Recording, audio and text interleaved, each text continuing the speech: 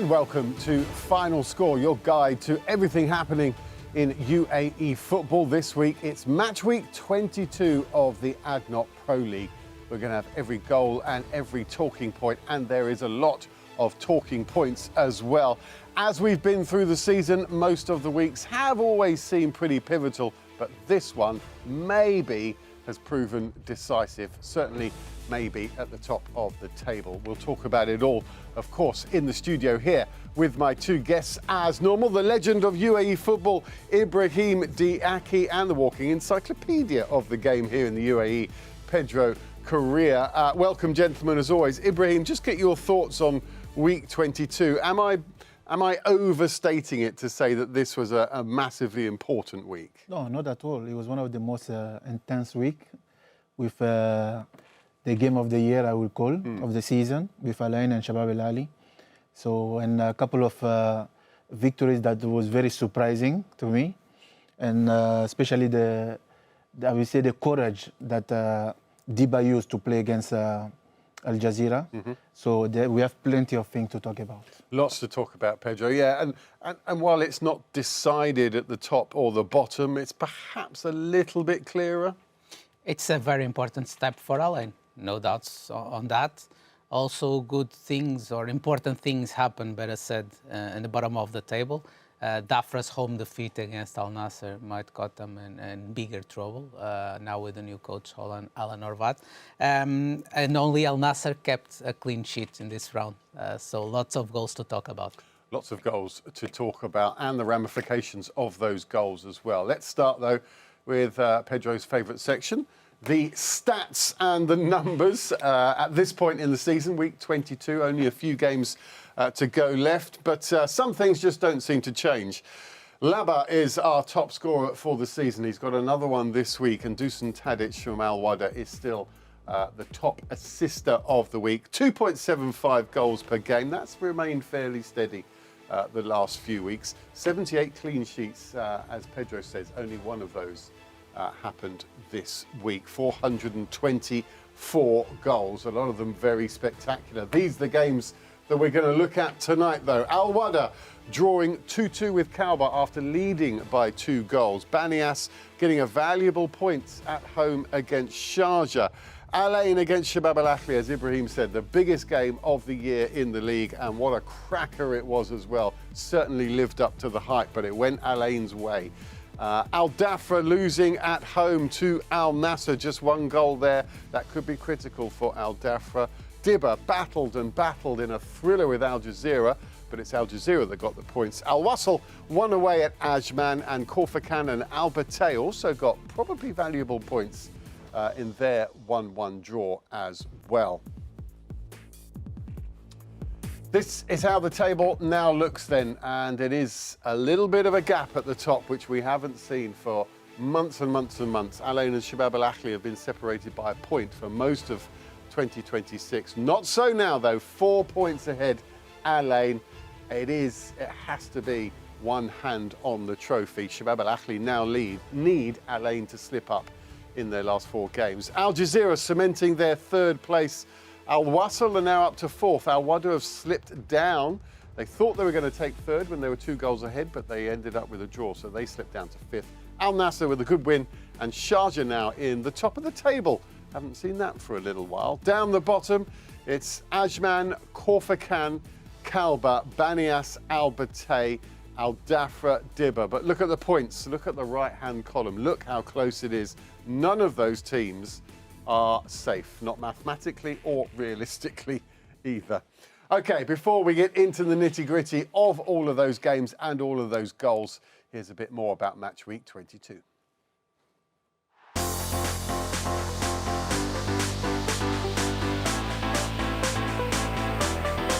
The ADNOC Pro League has been unpredictable all season, and this 22nd match week proved no different. The first game was between Al Wahda and Kalba, where Al Wahda missed their chance to move up to 3rd.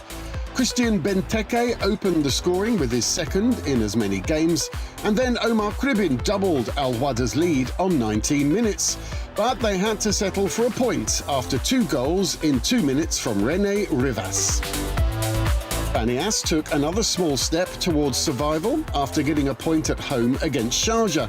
Ousmane Kamara put Sharjah ahead before an inadvertent own goal from Cho Yu-min meant it ended 1-1. But the match of the week, and indeed this season, was at the Hazza bin Zayed Stadium between the top two. A point separated Al Ain and Shabab Al Ahli before kick-off, and it took until the stroke of half-time for Al Ain to take the lead through defender Rami Rabia. Yuri Cesar equalised for the defending league champions just after the restart, but the league's top scorer Laba put Al Ain ahead again shortly after. A deflected free kick from Cesar again drew Shabab Al Ahli level, but after having a goal disallowed moments before, substitute El Hussein Rahimi produced some individual brilliance to win the match for Al Ain, and they now have a 4-point lead with 4 games to go. Al Nassr got a 1-0 win away at Al Dhafra. Doumbia got the only goal of the game. That leaves Al Dhafra second from bottom. And Dibba's fight for survival took another blow after a 7-goal thriller against Al Jazira. Rabi and Fekir both scored, and Mello got 2 more to see Al Jazira win 4-3 and keep a hold on 3rd place. Corfacan and Al Batay shared the points. Oliveira put Al Batay ahead early in the second half, but Boa Morte equalised just after the hour mark. It ended 1-1. And Al Wasl are 4th after a 3-1 win away at Ajman. That result leaves Ajman in 8th place, but such is the close nature of this season that is still only 6 points above the relegation zone, with only 4 rounds to go.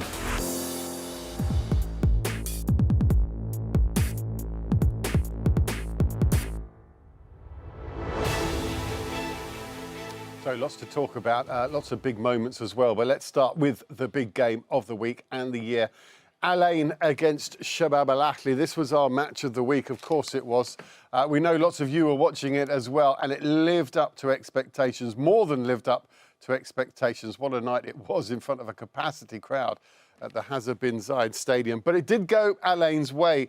Pedro, it was nip and tuck. There were goals and then a response and then another goal, and both sides, you would have felt justified if either had come off with a win, but in the end, Al Ain probably edged it. Definitely could have gone either way. I think it was better than the script if there was ever one. We will be talking about this match for the years to come. Yeah. The emotion, the atmosphere was a good match on and off the pitch. It's also important to say that. A very intense match at all levels. In the end, victory smiled to Al Ain. Credits on them for that. Shabab Al Ahli made some interesting defensive mistakes, having in mind their defensive performance this season was it's not far from impeccable, but in this match they made some defensive mistakes. Nothing to blame on them for that, because Al Ain is a great team and of course has the players with the capacity to do what we are watching. Probably the goal of the season in terms of its importance by Hussein Rahimi. A Rahimi's goal, but usually scored by the other Rahimi, Sufyan. But in this case, it was Hussein. And eventually a goal that will give the title to Al Ain. We'll have to wait a couple of rounds more, maybe 4 maximum, to know that.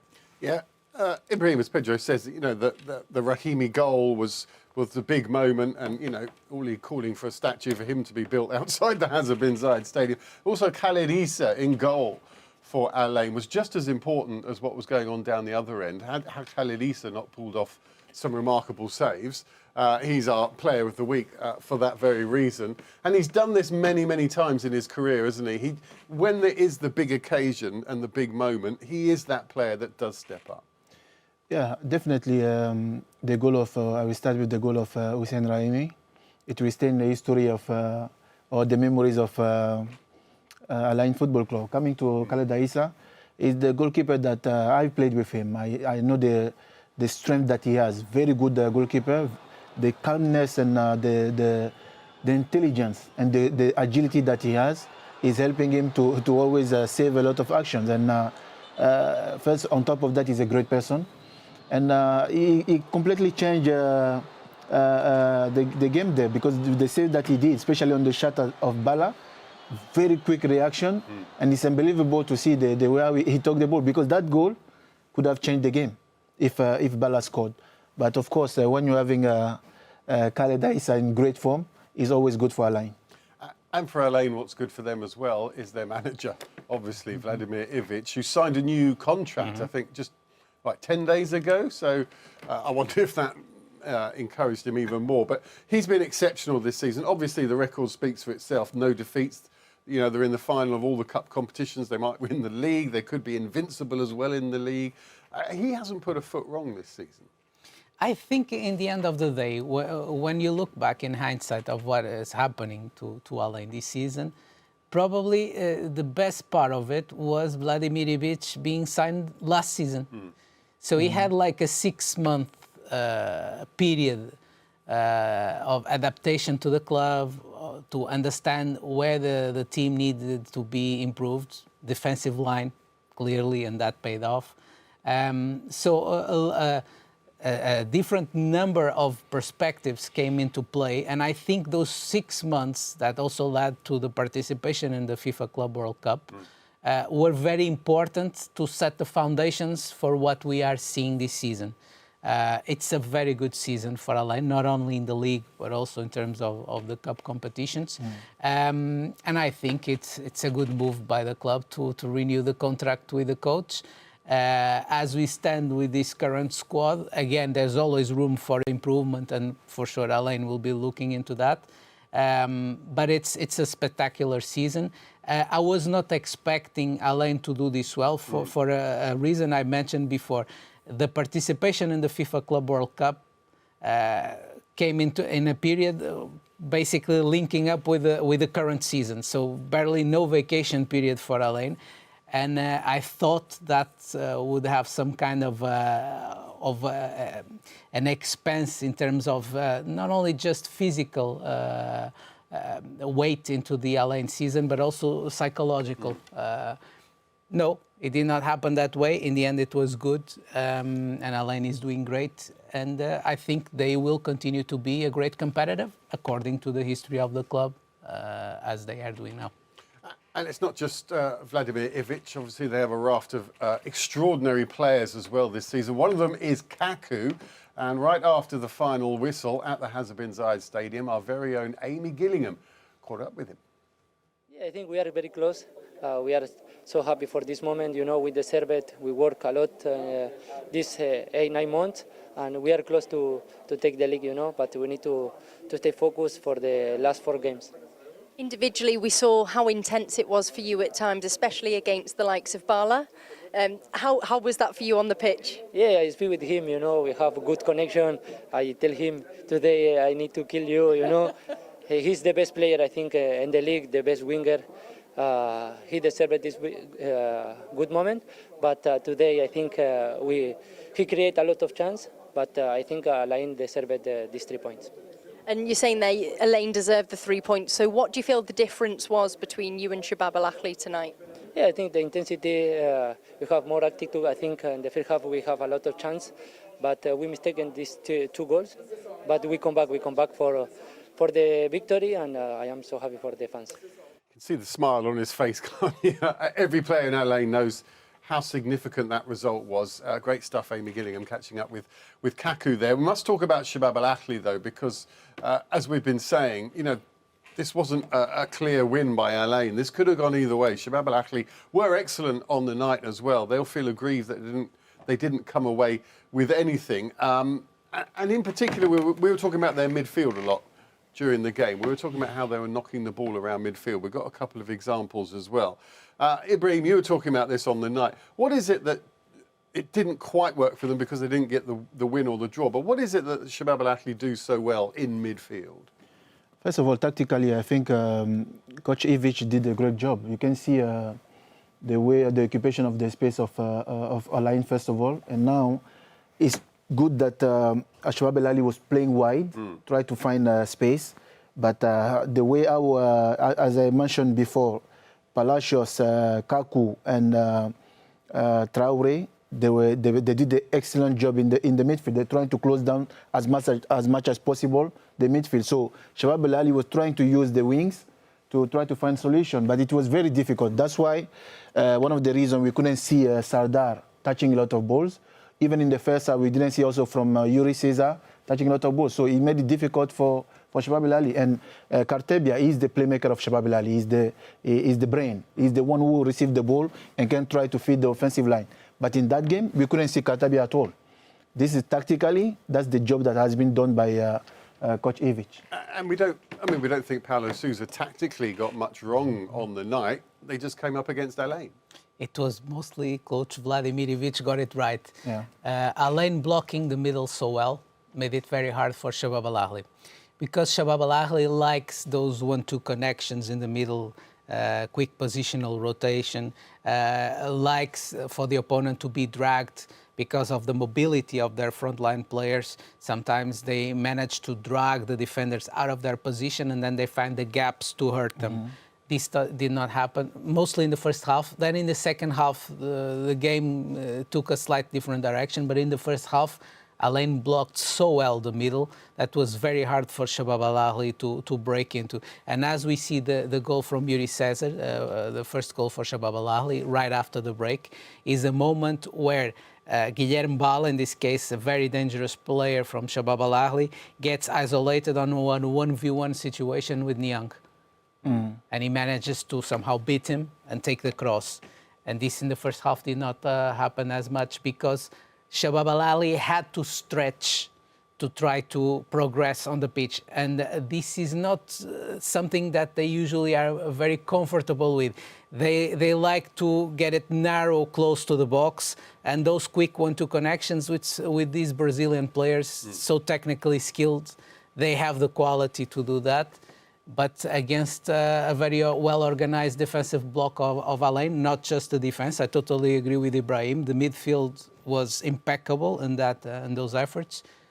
Made it almost impossible for Shabab Al Ahli to break into. But if you see the statistic, and 55.7 for Shabab Al Ahli and 44.3 for Alain, which means they were in control of the game.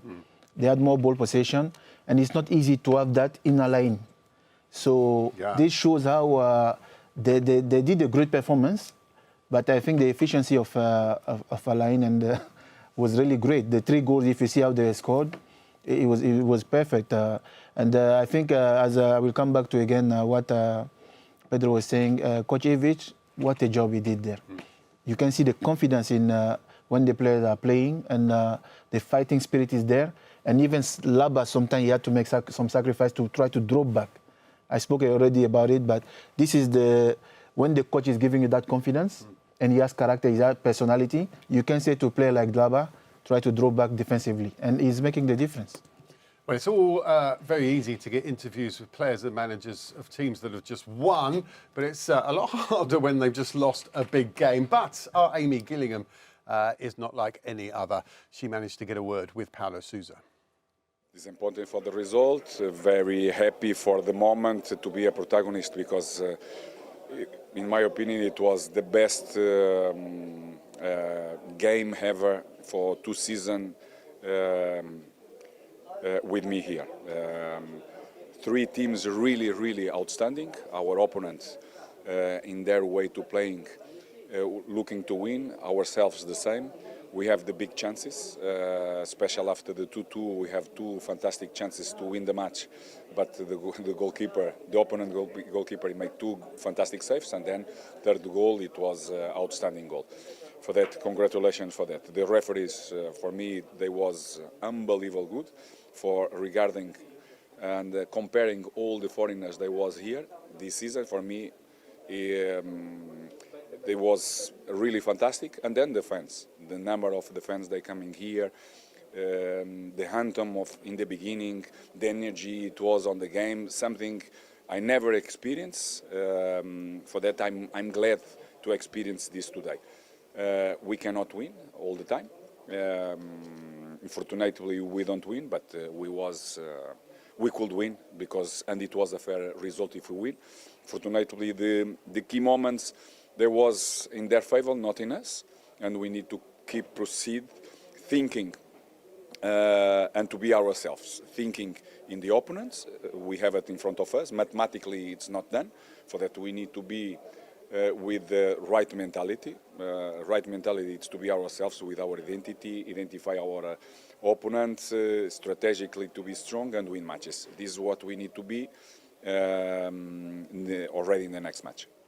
He's a classy guy, that Paulo Sousa. Real credit to the ADNOC Pro League. Fascinating as always, but he will be bitterly disappointed. So it's all about that 4-point gap between Al Ain and Shabab Al Ahli at the top, but also it's a 4-point lead now for Al Jazira in third place, which is very important for them. It's going to be tough for Al Wasl and Al Wahda and the chasing pack to catch them. But boy, did they have to earn it against Dibba, who are fighting for their lives at the bottom. What a game this was. We talk about the Al Ain Shabab Al Ahli, but this one, 4-3, it ended to Al Jazira. This was a great game to watch. It was a great game, and it was a very important match for Jazira. Jazira was coming in from a good unbeaten run. Then they lost against Shabab Al Ahli last week. So this match, when you are coming from such a good run and then you lose a match, the next match is extremely important to get back on track, to avoid, of course, slowing down in terms of your momentum. And Jazira did it very well. Jazira, as we have been saying over the last few weeks, this Jazira is the real Jazira.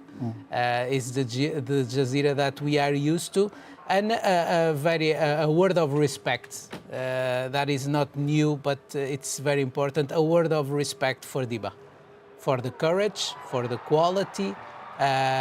Carlinhos is emerging to be an astonishing player, and made it very hard for Jazira to secure the 3 points in a 7-goal thriller. It's another type of match that we usually have in the ADNOC Pro League. It was a pleasant match to watch. Ibrahim, you've already said it in the show today, the fighting spirit of Dibba. To score 3 goals against one of the informed teams at the other end of the table is remarkable. They'll still be obviously disappointed they didn't get a win, but they're conceding too many goals. That's just the problem, isn't it? Their record, they've conceded 44, joint worst with Al Dafra at the bottom with them. They just make some defensive mistakes that you just wish they could erase from their game. Yes, Graham, this is ADNOC Pro League. It's very tough. And especially when we are getting closer to the end of the league, all games are more important. So you can see that many teams, they will try to level up. And that's what Dibba did there. And I was really surprised to see the way how they were reacting every time when Jazira was scoring. And that's the team spirit. And even organization-wise, the way how they were occupying the space, it was really remarkable. And the coach, I think that he did a great job. And of course, to me, this is one of the best games of Dibba since the league started. And I think if they keep like that, or they started like that, they would have been in a different position. So, very remarkable game. But of course, as Pedro mentioned, we have a Jazira which is in a very good form. So, every single game they play with 100%. They give all that they have, and the quality is there. And Coach Marino is very smart. He put the right tactics to win the games. But in that game, I would like to highlight Vinicius. What a performance. And he had 2 great chances. He scored them. And especially lately, he's not playing, so he comes sometime in the second half in the position of Banza. When Banza was not there, he showed to the coach that you can count on me to make the difference. So, a good win for Al Jazira. They are third, 4-point lead in third for Dibba. They stay bottom, but maybe it's one of those defeats that will actually help them, that their performance was excellent. They've got 4 games to get out of trouble. Al Wahda, though, they wanted to finish match week 22 in third place, and they thought they were going to get there. There were 2 goals up. Christian Benteke, Omar Cribin, everything going perfectly for Al Wahda. And then up pops René Rivas with 2 goals in a couple of minutes, and it finishes 2-2. And it sums a little bit Al Wahda's season, and it sums also, in some ways, a little bit the ADNOC Pro League. It's never done until it's done. Yeah. Al Wahda in the first half, as you said, apparently things were going their way. And then suddenly, in the second half, in a very short amount of time, Kalba's reaction managed to get them 1 point. Wahda is one of the teams in the league with most draws, just 9 draws, so less one than Al Nassr, the king of the draws with 10. And it has not been a very good second half of the season for Wahda. The first half was great, the second half so far not as good, but they still have an important match, the ADIB Cup final against Al Ain to play for, and also of course the AFC Champions League competition. So they still can do something to turn things around now in the end of the season. And we haven't really talked about Kalba. You kind of assume they're going to be all right, but they're only 5 points above the relegation zone. They are in the fight. They've got to pick up some more points. Let's move on then. Al Wasl, also another team who would love to finish third, but they've made it even harder for the... Well, they haven't. They've got to win, but they are 4 points behind Al Jazira now. It's a 3-1 win away at Ajman, and for Al Wasl, they're having a topsy-turvy season, to say the least. But they're just getting the 3 points every now and then, Ibrahim, when they need them, just to stay in the hunt for third place. You know, Graham, since Coach Rui took the manager position at Al Wasl, I think this is one of the best games I've seen, because to play against Ajman is not easy. I played many times against them. I can tell you one thing, they don't give up. They're very well organized, and even that game they started very well. But I think the difference was made by the way how they play. They changed the mentality in the second half. They increased the rhythm and the dynamic, and I think that's what made the difference. Because if you see the goal of Ali Salah, the way how he penetrated, he took the ball and went. This is the type of risk Al Wasl need to do more in the offensive side, because ball position-wise, they're good. But sometimes take the risk to go 1v1 and try to make the difference. And he worked very well in that game. I think that's why they did a great result. And they were very well organized. And tactically also, Coach Rui, he did a good, he put the right team to take the 3 points. They're quite similar to Al Wahda, aren't they, this season? Al Wasl, they've had great moments, great periods, but as it's getting near to the end now and they are fighting for third place, they're kind of stumbling towards it. They get a win and then they're pegged back with a defeat. There's no consistency. 3 different moments because 3 different coaches. Even Coach Mesut Moral was there for a few rounds. So 3 different moments. I think now Al Wasl must mostly understand where they need to improve the squad. And in my opinion, it's not that much. There are a few positions where I believe they need options, but it's not a revolution, at least looking from outside. It's not a revolution that they need. And I think they will do much better. They can do much better next season. Now they have a very important match against Saudi Nasser for the AFC Champions League 2 on Sunday. Cristiano Ronaldo, João Félix, Jorge Jesus is the coach. Portuguese. Plus Coman also, and Sadio Mane, among others. So it's going to be a very interesting match in Zabil. A very important match for Al Wasl, because if Al Wasl manages to beat Al Nassr, in my opinion, they become obviously the main title contenders for the competition, with all due respect for the other teams still in the competition. And as for the third position, honestly, as Jazira is performing right now, I don't think anyone else will have a chance. But it's like with Al Ain on the first position. We have to wait until it's done. OK, let's move on then. We're talking about the fighting spirit of Dibba to get out of trouble. Well, they can take inspiration from Bani As, who are bottom of the league for much of the season, but they've lost just once now in their last 5. They've got another point against Sharjah. They're dragging themselves out of trouble. They're still only 4 points above the drop zone, but that is much better reading than it was, say, 6 weeks ago for Bani As. What a turnaround from Daniel Esela that he's put in at Bani As. He must be delighted with how his players are responding. Yeah, Graham, this game was very important for Bani As because especially lately we saw the way of they're performing. And I think 1-1 there against Sharjah is not bad at all because especially the last games, you should avoid losing. And they're doing it in a good way. But I would like to highlight one player of Sharjah, Ousmane Kamara. Lately, he's the one who is scoring a lot for Sharjah, and he's making the difference. And it's really remarkable, his performances, and hopefully he can continue like that because we know that right now, Sharjah doesn't have the right striker. Since Manaj he left, Kamara is taking over and he's trying to make the difference. And I think in that game, both teams, they were looking for the win. The intensity was there, the rhythm was there, great energy.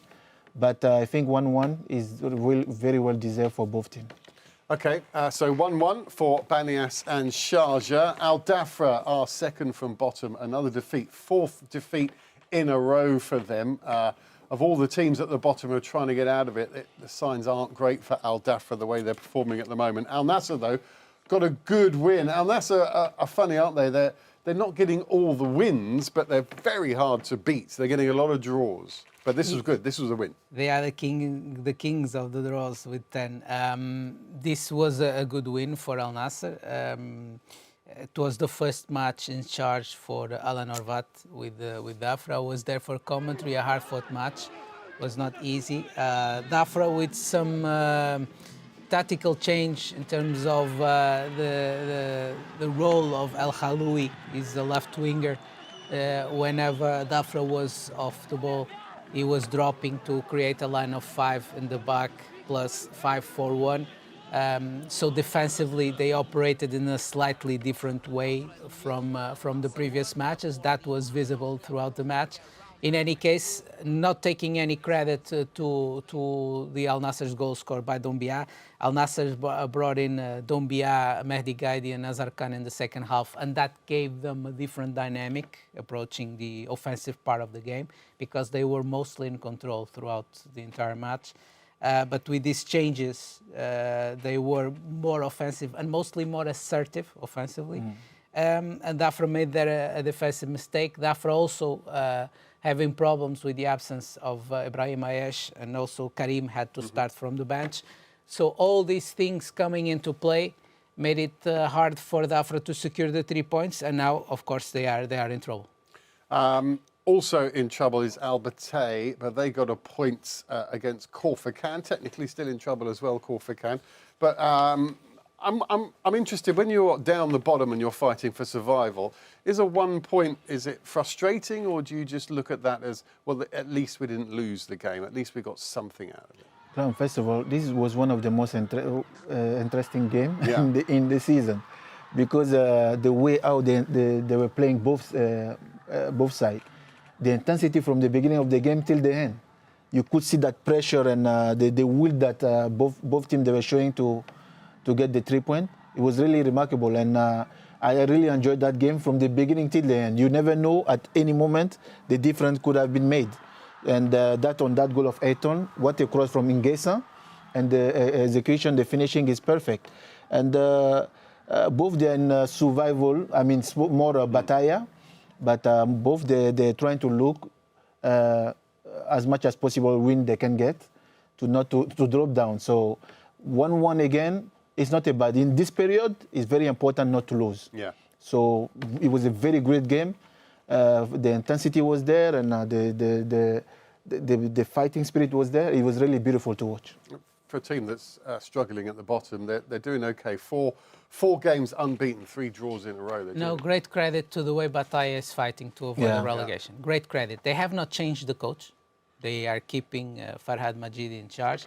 And is the right coach for the... It's a team that has, of course, its problems. Like any other team, they don't have the same options as other teams, like Horfakan, for example.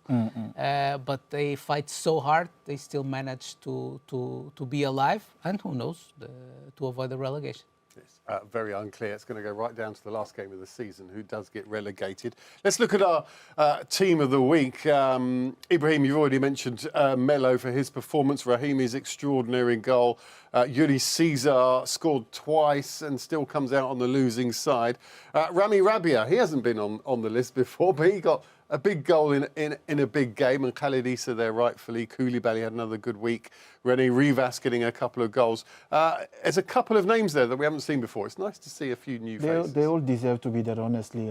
They had great game within the week. And I would like to highlight Koulibaly. The 2 passes that he gave for the goal of Jazira was really nice to see. And maybe Ali Salah, I would like to add him, because of the way how he took the ball. And that's what, as a captain of the team, that's what the team needs. He took the initiative to take the courage to go 1v1 and then make a great finishing. So Ali Salah, definitely I will add him there. Koulibaly and Traoré, I would like to know their GPS tracking system kilometers, because I think the amount of ground they cover in their matches for their respective teams is something impressive. So I really would like to know the GPS tracking system of them, from both of them. Marius Højbråten, the Norwegian central defender of Al Nassr, because Al Nassr somehow rebuilt their defensive line in the winter transfer window, and I think that is helping them also to improve a bit. But mostly Khalid Issa. We spoke about him before during the night and today already. Yeah. The way he performed against Shabab Al Ahli, it was also going to go down as one of the best performances we have seen in the ADNOC Pro League in terms of goalkeeping. Yeah, he was absolutely superb. Let's look at what's coming up next then. The next match week, 23rd match week. Bit of a break now for some AFC action. Then we're back on Thursday the 23rd of April, and these are all, I'm going to say it, these are all big games. There's no way around it. Banias against Kalba, Al Wahda against Sharjah. Corfacan are away at Shabab Al Ahli, while Al Ain are away at Al Battay. Obviously now Shabab Al Ahli will be closely watching and hoping that Al Ain slip up in any game, and Al Ain away at Al Battay. That is not easy for Al Ain at all, the way Al Battay have been playing recently to get themselves out of trouble.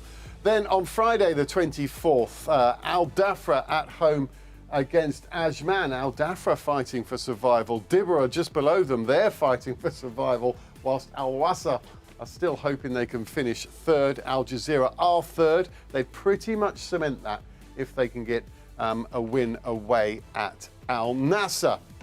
Okay, that is just about it. It's been another thrilling week. I'm sure you agree, chaps. Ibrahim, thank you very much. Pedro, thank you very much. And of course, thank you to you for watching. Final score yet again. Al Ain just got their noses in front, but the job isn't done yet. Good night.